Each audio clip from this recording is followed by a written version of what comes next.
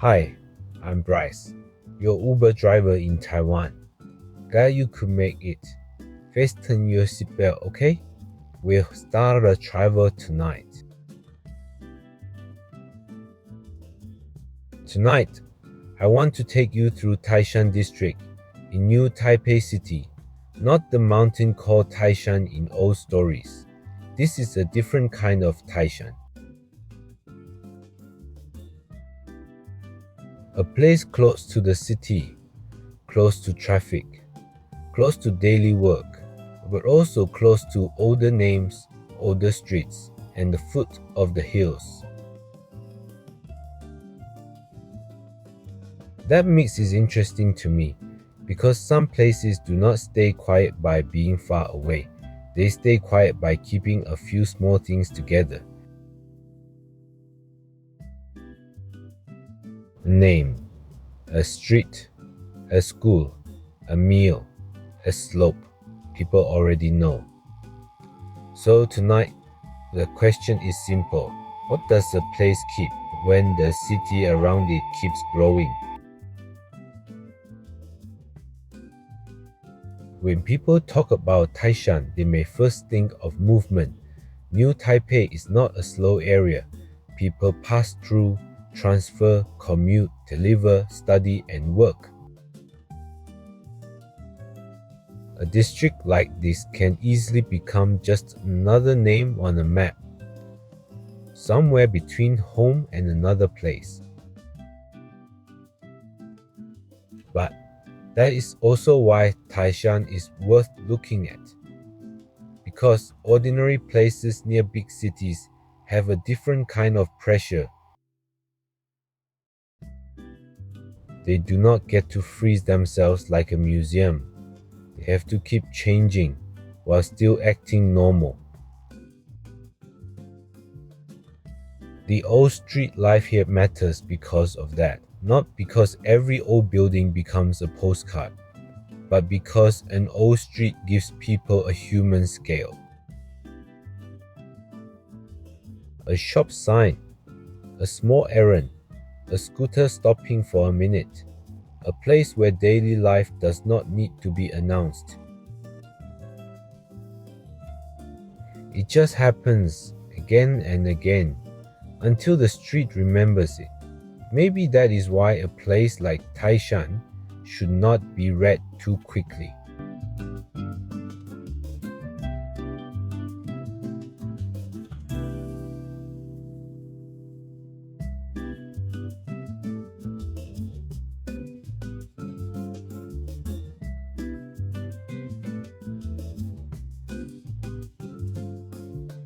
If we only look for famous landmarks, we miss the quieter work of a district.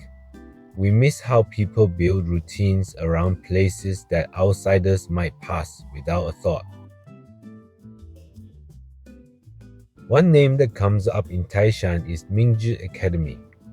I do not want to turn this into a history class, but an academy name tells us something. It tells us that people once cared enough to make learning part of the place. Not learning as a slogan, learning as a local habit. A name like that can become more than a name. It can hold the feeling that a town wanted its children to move forward. That kind of memory is quiet.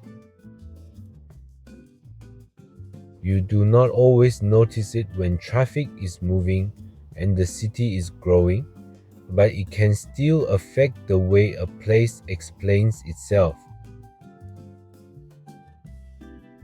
Taishan also has that foothill feeling. A hill does not need to be dramatic to shape daily life. A slope changes where people walk, where houses gather, and how roads bend. It gives a district a back, a shoulder, a direction. So even when the city grows around it, the land still reminds people where they are. A local academy name does not tell the whole story, of course, but it gives the script a door, and behind that door is a simple idea. A community needs more than roads and buildings. It also needs ways to remember what it values. That is something I think about a lot while driving at night. A city can look very flat from the main road. Lights, lanes, buildings, signs, the same rhythm repeated, but people do not live inside a map like that. They live through small directions, up the hill, near the old street, behind the school, by the market. Those are not just directions. They are how a place becomes familiar. Taishan's older street life and foothill settlements give people that kind of memory. Not always beautiful in a tourist way, more like useful memory, the kind that helps you explain where your home is without opening your phone. Maybe that is one reason old names survive. They make the city feel less huge. They make a person feel located. For a driver, that kind of local memory matters in a practical way too. Passengers may not describe a neighborhood with official language. They describe it with familiar turns, old names, and small landmarks that still make sense to them. Food does something similar. In Taishan, taro is one of those local words that pulls the land closer.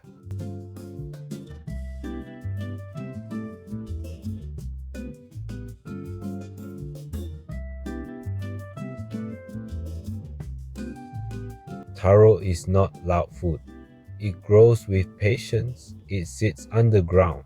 It becomes soft only after time and heat. That makes it a good food for a place like this, a place where old life and city life are pressed close together. Taishan taro can appear in sweet things, in simple dishes, or just as a familiar local taste. It is not only about flavor. It is about the idea that something slow can still belong near something fast. Rice works in an even quieter way.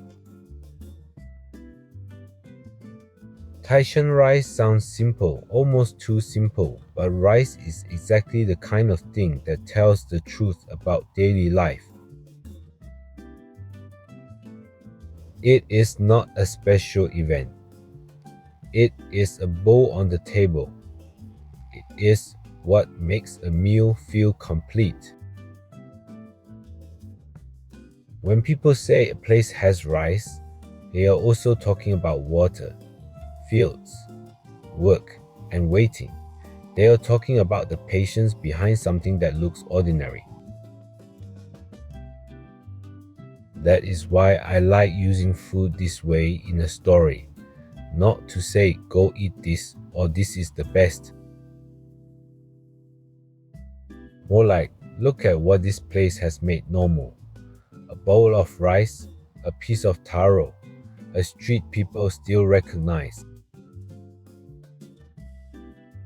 Small things, but they can hold the place together better than big words.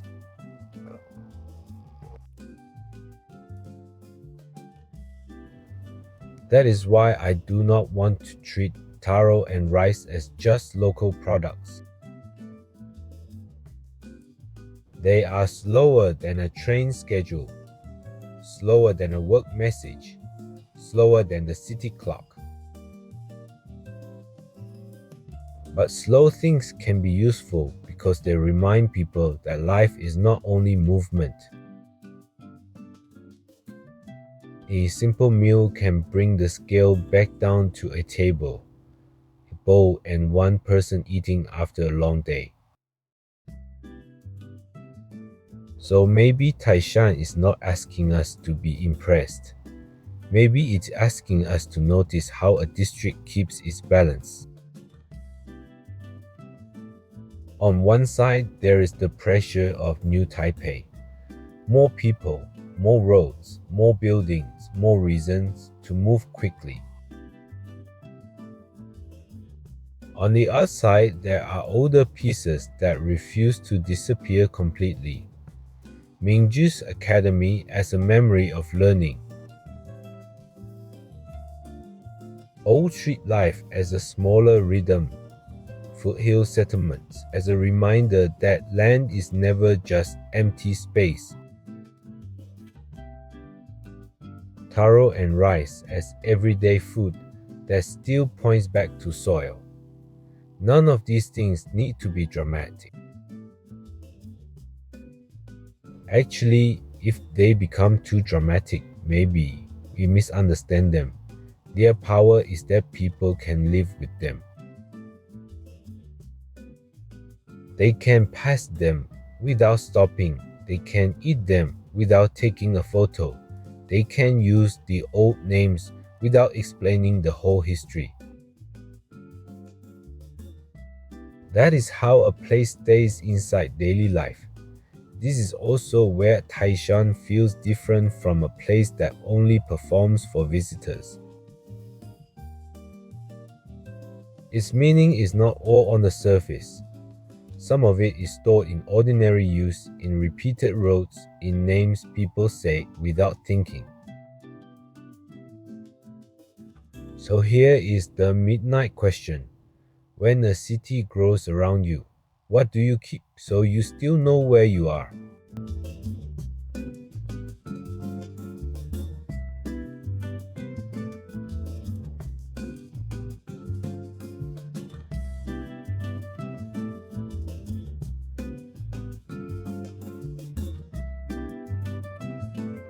Maybe it is a street name. Maybe it is a school name. Maybe it is the way home after work.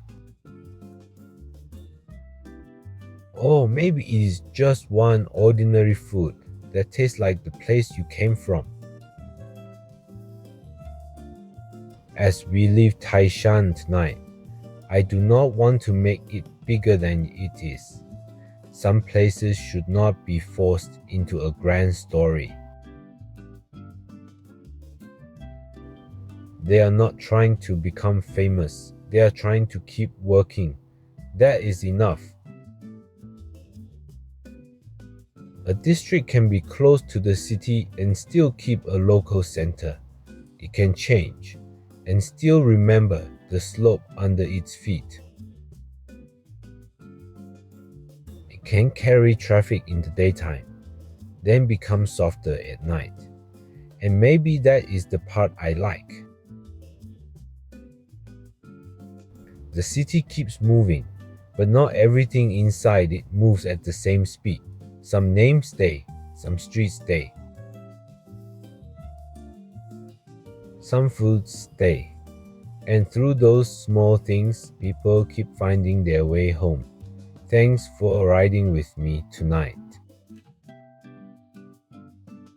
Take care of yourself. And maybe next time you pass a place like Taishan, let it be more than a name you drive through. Maybe that is why I like these edge places. They are close enough to the center to feel the pressure, but not so empty that they lose themselves. They keep negotiating with the city, quietly, one street and one meal at a time.